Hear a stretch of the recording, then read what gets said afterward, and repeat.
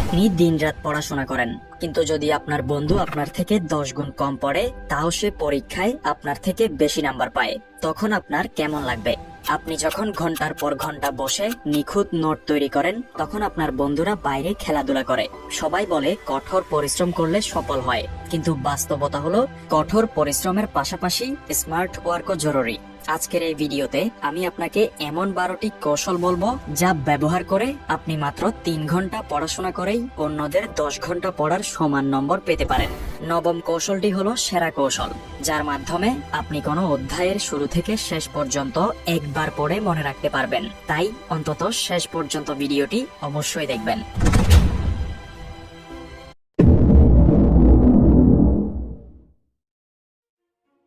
ধরুন, এই দুইজন ছাত্র দিনে 6 ঘন্টা করে নিজেরা পড়াশোনা করত। তারা দুজনেই সমান সময় ধরে পড়াশোনা করত, কিন্তু তাদের নম্বরের মধ্যে আকাশ পাতাল পার্থক্য ছিল। স্টুডেন্ট বি এর নম্বর এ এর চেয়ে অনেক বেশি ছিল, কারণ তাদের পড়াশোনার পদ্ধতিতে সামান্য পার্থক্য ছিল। গবেষণায় দেখা গেছে আমাদের মস্তিষ্ক গড়ে 30 মিনিট পর্যন্ত 100% ফোকাস নিয়ে কাজ করতে পারে। দুর্ভাগ্যবশত স্টুডেন্ট এ এই বিষয়টি জানতো না। সে একটানা 6 ঘন্টা ধরে পড়াশোনা করত, কিন্তু কার্যকর পড়াশোনা হয়েছে মাত্র 30 মিনিট থেকে 1 ঘন্টা। কারণ আধ ঘন্টা পর বা কারো কারো জন্য 1 ঘন্টা পর মস্তিষ্কের কার্যক্ষমতা মাত্র 20 থেকে 30% নেমে আসে। অন্যদিকে এই সমস্যা মোকাবিলা করার জন্য স্টুডেন্ট বি পোমোডোরো কৌশল ব্যবহার করেছে, যেখানে প্রতি আধ ঘন্টা পড়াশোনার পর 5 মিনিটের বিরতি নিতে হয়, বা একটানা 50 মিনিট পরে 10 মিনিটের বিরতি নিতে হয়। এই বিরতিতে মস্তিষ্ক সতেজ হবে এবং এর কার্যক্ষমতা আবার 100% হয়ে যাবে। এই সিস্টেম ফলো করে পড়লে 6 ঘন্টার মধ্যে 5.5 ঘন্টা কার্যকর পড়াশোনা হবে। কিন্তু সমস্যা হলো 10 জনের মধ্যে মাত্র 1-2 জন শিক্ষার্থী এই কৌশল সঠিকভাবে ব্যবহার করতে পারে। কারণ হলো অনেকেই 5 মিনিটের বিরতি নিতে যেয়ে এটি বেড়ে 5 ঘন্টায় পরিণত হয়। তাই বিরতিতে কোনো উচ্চ ডোপামিন যুক্ত কাজ করবেন না। সবচেয়ে ভালো উপায় হলো 5-10 মিনিটের জন্য ঘর থেকে বেরিয়ে একটু হেঁটে আসুন, যাতে আপনার মন সতেজ থাকে।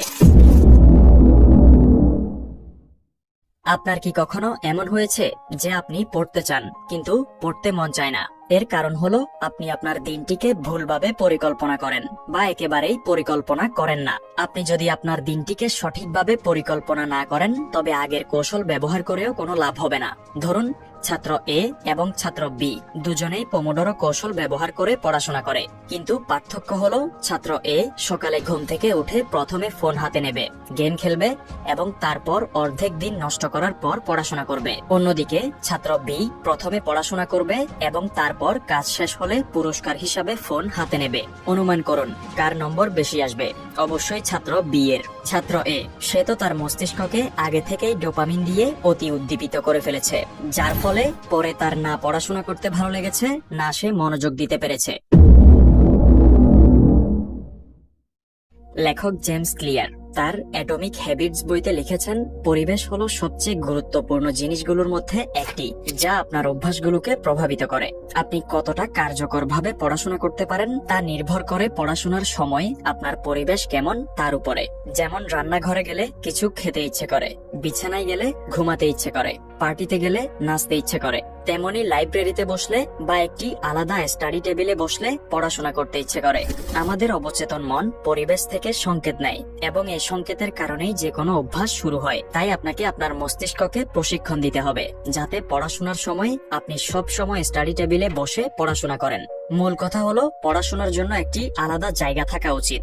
এমন নয় যে আপনি একই জায়গায় বসে পড়াশোনা করছেন, খাচ্ছেন এবং ফোন দেখছেন। কখনো কখনো কিছু ধারণা আমাদের বহু বছর ধরে মনে থাকে, কিন্তু কিছু জিনিস যতই চেষ্টা করি মনে থাকে না। কোনো তথ্য মনে রাখার জন্য প্রথমে আমাদের জানতে হবে সেটি কোনো ঘটনা নাকি ধারণা। যেমন আমি যদি আপনাকে জিজ্ঞাসা করি দ্বিতীয় বিশ্বযুদ্ধ কখন হয়েছিল, তবে আপনাদের মধ্যে কয়েকজনের মনে থাকবে, আবার কয়েকজনের মনে থাকবে না, কারণ এটি একটি ঘটনা। অন্যদিকে যদি আপনাকে পুরো ধারণাটি বোঝাতাম, অর্থাৎ দ্বিতীয় বিশ্বযুদ্ধ কিভাবে হয়েছিল, কেন হয়েছিল এবং কে শুরু করেছিল, তবে ঘটনাগুলো সহজেই মনে থাকতো। উদাহরণস্বরূপ, প্রথম বিশ্বযুদ্ধ শেষ হওয়ার পর 1919 সালে ভার্সাই চুক্তি স্বাক্ষরিত হয়েছিল।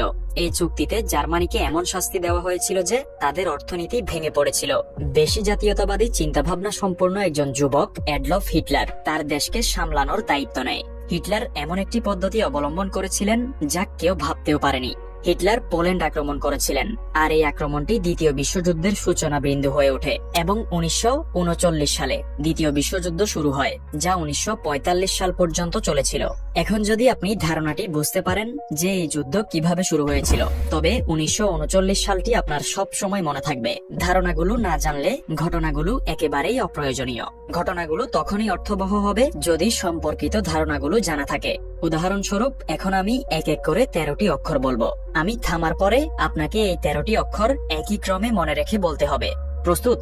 Y T R H A U S P D E A Y H. এবার ভিডিওটি থামান এবং মনে করার চেষ্টা করুন। কি হলো, মনে নেই? কোনো ব্যাপার না, এবার এগুলো শুনুন। আমি আবার 13টি অক্ষর বলবো, কিন্তু এবার আপনার অবশ্যই মনে থাকবে H A T P Y T H U R S D A Y. এবার এগুলো পুনরাবৃত্তি করুন। সম্ভবত আপনার সব অক্ষর একই ক্রমে মনে থাকবে, কারণ এবার এই অক্ষরগুলোর একটি অর্থ তৈরি হচ্ছিল। মজার ব্যাপার হলো, আগের 13টি অক্ষর এবং এই 13টি অক্ষর একেবারে একই, কিন্তু তবুও আপনি এই 13টি অক্ষর যে কোনো সময় বলতে পারবেন একেবারে সঠিক ক্রমে। এর কারণ হলো, অর্থপূর্ণ তথ্য মস্তিষ্ক খুব সহজে মনে রাখতে পারে। আমাদের স্বল্পমেয়াদী স্মৃতির সীমা মাত্র 5 থেকে 9টি অক্ষর, কিন্তু তবুও আপনি 13টি অক্ষর মনে রেখেছেন, কারণ এই 13টি অক্ষরের একটি অর্থ ছিল, যেটি মস্তিষ্ক আগে থেকেই জানত। ঘটনাগুলো অর্থহীন হয়। ঘটনাগুলোকে অর্থবহ করার জন্য এর সঙ্গে সম্পর্কিত ধারণাগুলো বুঝতে হবে। তাই কোনো কিছু মনে রাখার আগে সব সময় এর সঙ্গে সম্পর্কিত ধারণাগুলো বুঝুন। বেশিরভাগ শিক্ষার্থী পড়াশোনার সময় অগভীর চিন্তা করে, যার কারণে কোনো কিছুই ভালোভাবে মনে থাকে না। কিন্তু এই অগভীর চিন্তাটা কি? একটি উদাহরণ দিয়ে বুঝুন। একটি গবেষণায় শিক্ষার্থীদের দুটি দল তৈরি করা হয়। দল এ কে প্রশ্ন করা হয়, যেমন এলিফ্যান্ট শব্দে কয়টি ভাওয়েল আছে? ভাওয়েলগুলো তো আপনার জানা আছে, এ ই আই ও ইউ।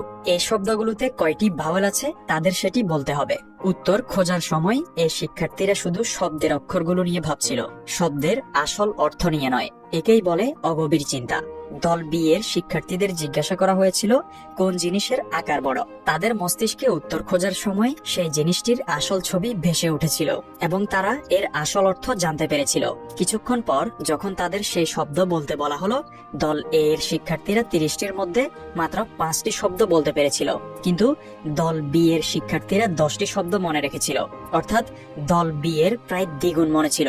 যখন আপনি পড়াশোনার সময় সংজ্ঞাগুলো পড়েন এবং আসল ধারণাটি বোঝার চেষ্টা করেন না, তখন আপনি অগভীর চিন্তা করছেন। তাই এভাবে কখনোই পড়াশোনা করবেন না। যে কোনো তথ্য মনে রাখার জন্য রিকলেকশন অনেক গুরুত্বপূর্ণ। রিকগনিশন থেকে আমাদের মনে হয় যে এই জিনিসটি আমাদের মনে আছে, কিন্তু আসলে থাকে না। আপনি যখন কোনো অধ্যায় পড়ছেন, তা সে লেকচার দেখেই হোক বা বই থেকেই হোক, আপনি শুধু তথ্যটি চিনতে পারেন। কখনো কি মনে হয়েছে, যখন আপনি আপনার নোটগুলো নিয়ে রিভিশন শুরু করেন, তখন প্রতিটি জিনিস দেখে মনে হয় এটিও তো পারি, ওটিও তো পারি, কিন্তু নোটবুক বন্ধ করার সঙ্গে সঙ্গেই সব ফাঁকা, কিছুই মনে থাকে না। কারণ আপনার মস্তিষ্ক সেই তথ্যটি দেখে চিনতে পারছিল যে হ্যাঁ, এটি আমি আগেও পড়েছি, কিন্তু মস্তিষ্কে কিছুই জমা হচ্ছিল না। দীর্ঘমেয়াদী স্মৃতিতে তথ্য জমা করার জন্য রিকগনিশনের পরিবর্তে রিকলেকশন করতে হবে। কিন্তু কিভাবে? পরবর্তী কৌশলটি ব্যবহার করে। যে কোনো ধারণা মনে রাখার জন্য ছোটবেলা থেকে আজ পর্যন্ত আমাদের স্কুলে একটি মাত্র পদ্ধতি শেখানো হয়েছে, রুট মেমোরাইজেশন, মানে মুখস্থ করা। কিন্তু এটি একদমই কার্যকর নয়। পড়া জিনিস দীর্ঘ সময় মনে রাখতে চাইলে অ্যাক্টিভ রিকল পদ্ধতি সবচেয়ে কার্যকর পদ্ধতি। অ্যাক্টিভ রিকলে আমরা তথ্যগুলো শুধু চিনি না, বরং মস্তিষ্ক থেকে বের করে আনি বা মনে করার চেষ্টা করি। কোনো ধারণা পড়ার পর আপনি কি কি পড়েছেন তা মস্তিষ্ক থেকে মনে করার চেষ্টা করুন। একই কাজ রিভিশনের পরেও এবং লেকচার দেখার পরেও করুন। মস্তিষ্কে সবকিছু ভাবুন। এভাবে যদি আপনি সব মনে করতে পারেন, তবে 100% পরীক্ষাতেও সেই ধারণাটি মনে থাকবে। কারণ আমরা পরীক্ষায় বই বা নোটবুক দেখে উত্তর লিখি না, বরং মস্তিষ্ক থেকে ধারণাগুলো বের করে আনি। ধরুন আপনি সব ভালো ভালো কৌশল ব্যবহার করে পড়াশোনা করেছেন, কিন্তু আপনার ঘুম যদি খারাপ হয়, তবে এই সব চেষ্টাই বৃথা।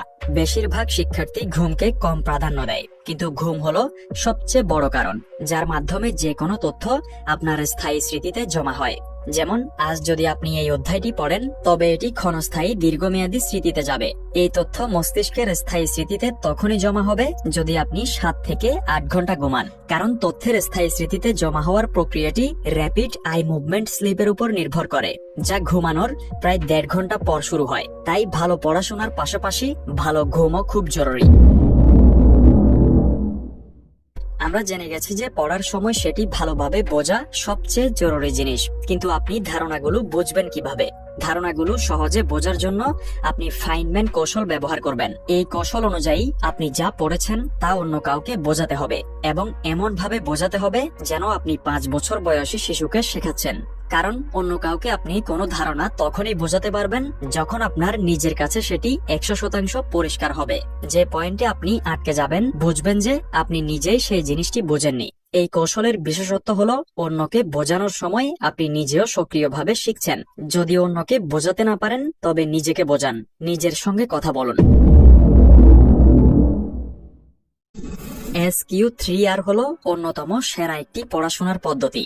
SQ3R এর পূর্ণরূপ হলো সার্ভে, কোয়েশ্চন, রিড, রিসাইট এবং রিভিউ। যখন কোনো অধ্যায় শুরু করবেন তখন বই তুলে প্রথমে সার্ভে করতে হবে, মানে পুরো অধ্যায়টি দ্রুত একটি ওভারভিউ নিতে হবে, এবং হেডিং, সাব হেডিং এবং ডায়াগ্রামগুলো দেখতে হবে। এতে আপনি বুঝতে পারবেন যে অধ্যায়টি কি নিয়ে। এরপর আপনার মস্তিষ্কে সেই সম্পর্কিত প্রশ্ন তৈরি করতে হবে। এই দুটি জিনিস করার পর মস্তিষ্কে উত্তর খোঁজার কৌতূহল তৈরি হবে।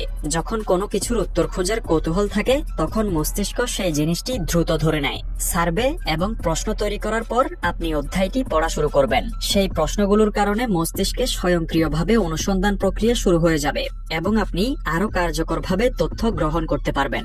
তারপর তৃতীয় ধাপটি হলো রিসাইট, মানে অ্যাক্টিভ রিকল। যা পড়েছেন তা মনে করার চেষ্টা করুন। সবশেষে আসে রিভিউ এর পালা। রিভিউ মানে হলো পড়া জিনিস কয়েকদিন পর আবার রিভাইজ করা। গবেষণা অনুসারে কোনো তথ্য অস্থায়ী স্মৃতি থেকে স্থায়ী স্মৃতিতে জমা করার জন্য সেটি 7 বার দেখতে হবে, কিন্তু এতগুলো অধ্যায় এবং এতগুলো বিষয় 7 বার তো দূরের কথা, একবার রিভাইজ করাও কঠিন। কিন্তু স্পেস রিপিটেশন হলো সেরা পদ্ধতি, যার মাধ্যমে আপনি নতুন সিলেবাস করার পাশাপাশি পুরনোটাও কার্যকরভাবে রিভাইজ করতে পারবেন।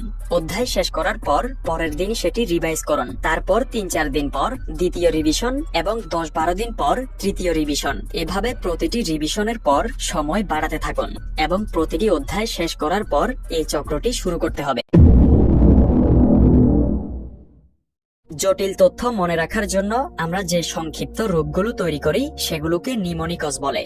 নিমোনিকস এমন একটি পদ্ধতি যা যে কোনো তথ্য মনে করতে সাহায্য করে। উদাহরণস্বরূপ, আলোর 7টি প্রাথমিক রং মনে রাখার জন্য নিমোনিক হলো বিজবিয়র। আরেকটি উদাহরণ হলো হৃৎপিণ্ডের বাম অলিন্দ এবং ডান অলিন্দের মধ্যে কোনটিতে অক্সিজেন যুক্ত রক্ত এবং কোনটিতে অক্সিজেন বিহীন রক্ত থাকে। এর উত্তর হলো বাম অলিন্দে অক্সিজেন যুক্ত রক্ত এবং ডান অলিন্দে অক্সিজেন বিহীন রক্ত থাকে। তবে এভাবে আপনি বিভ্রান্ত হতে পারেন, তাই রেডিও শুনতে শুনতে এটি মনে রাখতে হবে। আর এ মানে ডান অলিন্দ এবং ভি মানে অক্সিজেন বিহীন। এবার এটি আপনি কখনো ভুলবেন না। আজকের ভিডিওটি এই পর্যন্তই। আশা করি আপনারা এই কৌশলগুলো ব্যবহার করবেন এবং কয়েকদিন পর ফলাফল কমেন্ট সেকশনে জানাবেন। যদি কোনো পদ্ধতি বা কৌশলের উপর বিশেষ ভিডিও চান তবে সেটিও কমেন্ট সেকশনে জানাতে পারেন। ধন্যবাদ।